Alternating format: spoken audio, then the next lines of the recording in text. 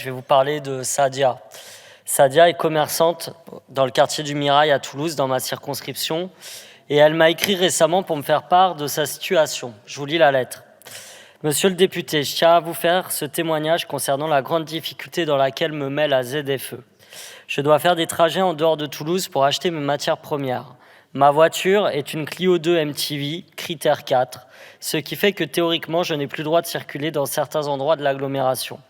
Ma mère peut me prêter sa voiture, une Citroën C4 critère 3, mais elle sera interdite au 1er janvier prochain. Me voilà dans une situation délicate où je dois vendre à court terme ma voiture, donc, et en racheter une nouvelle. Je tiens à dire que ça peut peut-être paraître bête, mais je suis attaché à ma voiture, car c'est l'endroit où je passe le plus de temps après ma boutique et mon appartement. Et vous savez comme moi, le temps que l'on peut passer dans les bouchons dans les périphériques toulousains. Je fais une parenthèse, en moyenne, les Toulousains passent 5 jours, les automobilistes toulousains passent 5 jours dans les bouchons par an. Entre les charges d'électricité, l'inflation, voici que nous tombe dessus la ZFE. Je n'ai rien contre l'écologie, mais comment fait-on ? Pour acheter une voiture électrique, j'ai vu qu'avec mes revenus et malgré les aides, il fallait que j'avance 6 000 €. Je ne les ai pas. Il va falloir que je fasse un crédit à la consommation, mais j'en ai déjà un en cours. Bien sûr, j'ai regardé au niveau des transports en commun, mais les zones où je dois aller sont mal desservies et les prix ne cessent d'augmenter à Toulouse. Je suis donc à cette heure sans solution. Le témoignage de Sadia ressemble à celui de beaucoup d'autres habitants de Toulouse et d'autres villes qui vivent la zone à faible émission plutôt comme une zone à forte exclusion. Pourtant, les objectifs de la ZFE étaient louables sur le papier. 48 000 personnes meurent en moyenne chaque année de la pollution de l'air extérieur à laquelle participe le trafic routier. Mais la manière dont elle a été menée incarne ce que vous nommez l'écologie punitive. À ce sujet, je pense que ce que vous appelez l'écologie punitive, et vous avez beaucoup tourné autour du pot, chers collègues du Rassemblement national, est mal nommé. Il s'agit tout simplement d'une politique néolibérale, capitaliste, de surconsommation en matière de transport. Chacun pour soi et Jupiter pour tous. Enfin, s'il le veut bien, et il ne le veut pas souvent, malheureusement. Comme on l'avait vu avec la taxe carbone sous les Gilets jaunes.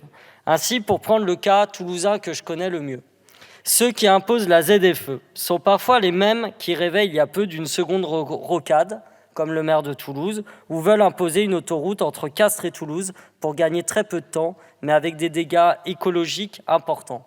Prenons le cas de ce projet d'autoroute, qui est une punition pour les riverains, pour toutes les personnes qui voient leur exploitation agricole détruite par le passage de l'autoroute. Et pour nous toutes et tous qui voyons des arbres, des haies, des cours d'eau, des zones humides et le vivant dans son ensemble piétiner.